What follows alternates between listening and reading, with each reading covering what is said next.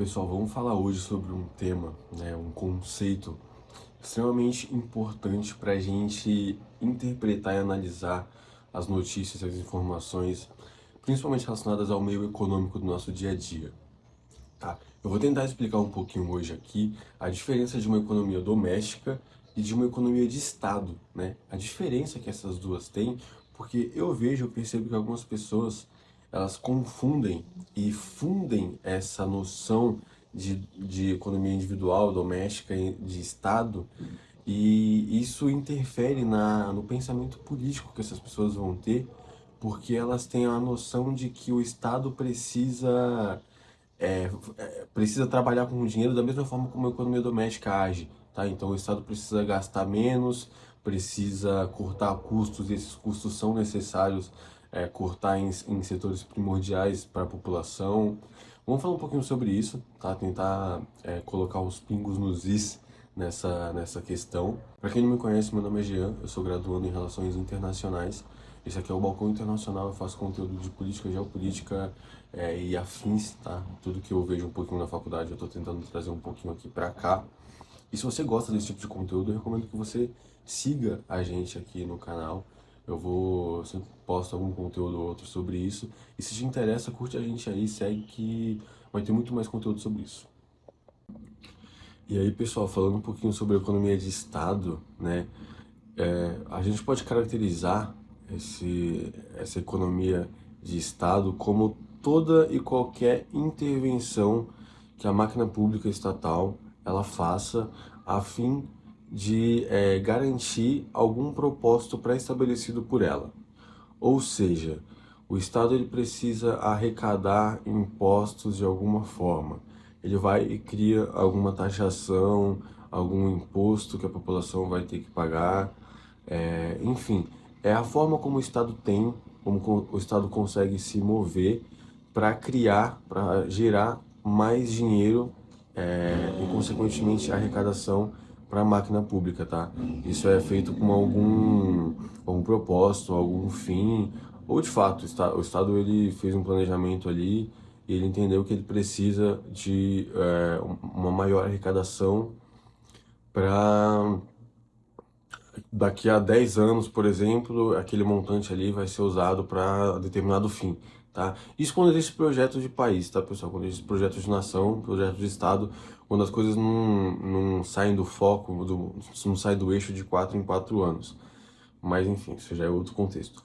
Caracterizando uma economia de Estado, a gente pode definir um pouquinho como isso, como as intervenções que um Estado pode criar, proporcionar para aumentar a arrecadação. A gente pode citar também, pessoal, outro fator, né, outra ferramenta que apenas o Estado tem, atrelado ao Banco Central, que é a criação, a emissão de moeda, né, a emissão de imprimir mais dinheiro, vulgarmente falando, onde o Estado tem essa capacidade, o Estado tem esse poder vendo uma determinada demanda, uma determinada necessidade que aquilo ali ocorra, o Estado ele pode sim imprimir, emitir mais moeda para injetar em determinada parcela, em determinado setor da população, da sociedade, né, da indústria, enfim, onde esteja necessitando, onde o Estado veja a necessidade e injetar dinheiro ali, porque vai ter um determinado retorno, vai ter um determinado, vai ter uma utilidade ali, seja para um bem maior, né? Que seja assim. A gente pode usar muito exemplo, a gente pode citar o exemplo no caso disso aí, o que foi o Plano Marshall, por exemplo, nos Estados Unidos, né? O Estado norte-americano naquela época, ele viu algumas demandas que a sociedade norte-americana estava precisando, tá? Então ele viu uma demanda industrial, ele viu uma demanda bélica, ele viu uma demanda de infraestrutura, onde estava precisando naquela época, e o Estado simplesmente injetou dinheiro ali naquelas áreas, naqueles locais, naqueles setores, e foi extremamente beneficiado, né? Então foi uma decisão acertada ali naquele momento, porque se demandava aquilo ali, precisava-se daquilo ali, pedia-se aquilo ali e foi necessário. Talvez, e aqui a gente pode abrir um fronte de discussão, Talvez para um liberal, essa medida ela tenha sido horrenda, horrorosa, errada, mas são visões diferentes, tá? E são a forma como você enxerga e lida com a máquina pública. Mas esse foi sim um exemplo de como que o Estado pode interferir positivamente e de forma útil na economia, tá? Exemplificando ainda mais como funciona uma economia de Estado. Agora, pessoal, vamos trazer um pouquinho, né? Vamos falar sobre a economia doméstica e como ela funciona. É um tipo de economia que a gente conhece muito bem, né? É a forma como a gente consegue sobreviver economicamente falando. Então, se você recebe um salário, por exemplo, né, um valor mensal que você sabe que vai receber, que é o seu salário, digamos que você ganhe R$ 1.000, por exemplo, é inviável, é impossível que você gaste R$ 10.000, porque vai ficar faltando R$ 9.000 ali para você pagar aquela conta. Então, você vai gastar, os seus gastos eles vão ser lastreados em cima daquele montante que você ganha, daquele valor que você ganha, tá? No caso, R$ 1.000 ali. Você vai ter uma certa limitação de gastos porque você tem uma restrição de ganhos. Então você ganha X, você vai ter que gastar aquilo ali, X, você não vai poder gastar mais que aquilo, tá? Você não tem uma ferramenta do Estado, por exemplo, onde você consiga imprimir mais dinheiro, emitir mais moeda, né? No caso, o que você pode fazer, guardadas as proporções para conseguir fazer mais dinheiro, é arrumar outro emprego, você pode fazer algum tipo de bico, né, algum trabalho informal, algo do tipo. Mas são ganhos restritos, são ganhos limitados ali comparado a uma economia de Estado, como a gente havia dito. Então, a gente pode tomar de princípio esse conceito, esse fato, né? São tipos de economias diferentes, são restritas. Uma economia de Estado, por exemplo, ela não é pensada mês a mês. A economia de Estado ela é pensada, porra, por muito mais anos, por muitos e muitos anos, entende? Por isso, porque se trata de valores maiores, se trata de capacidade de arrecadação maior, gastos maiores também. Só para a gente ter essa noção, fazer esse paralelo com uma economia doméstica, tá? Então ela é um tipo de economia muito mais, no caso a economia doméstica, ela é um tipo de economia muito mais restrita, muito mais engessada e muito mais atenta aos gastos de fato, né? Porque você não tem essa capacidade toda de arrecadação e de criação de impostos, de emitir a sua própria moeda. Isso é um fator preponderante que a gente tem que notar, que a gente tem que deixar claro para a gente diferenciar essas duas economias. Tá, pessoal, vou trazer aqui agora um exemplo de como que o Estado pode usar, né, sua influência, agir de fato para que a economia, né, e para que alguns processos econômicos ocorram.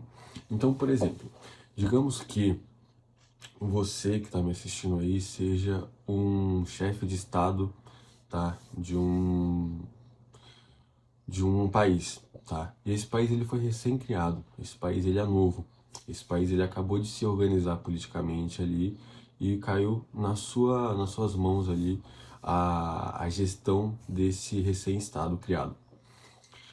E aí a gente tem nesse estado que você governa dois territórios ali em conjunto. Esses territórios, tá? Digamos que eles sejam separados por um rio, tá? E esses territórios eles são integrados, tá? Comercialmente, culturalmente, socialmente, são dois territórios que, apesar da divisão geográfica, né, por esse rio assim, são dois territórios que ocorrem a circulação de pessoas entre os dois locais.